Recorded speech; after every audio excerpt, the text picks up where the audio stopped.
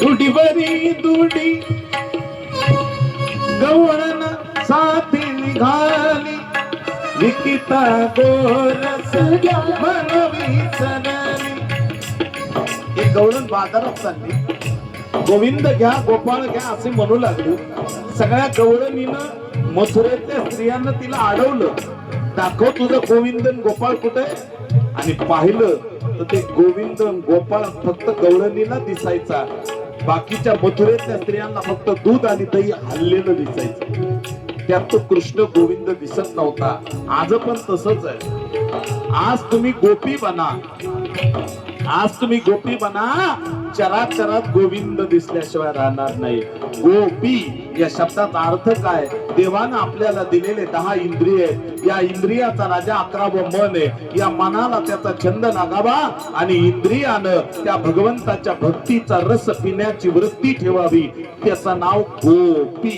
गोपी बनलं की गोविंद दिसल्याशिवाय राहत नाही, मग दुसरं काहीच राहत नाही, फक्त गोविंद. गोविंद गोविंद गोविंद ओ गोविंद गोविंद गोविंद गोविंद गोविंद गोविंद मनाला यथांग मनाला यथांग गोविंद गोविंद गोविंद गोविंद गोविंद गोविंद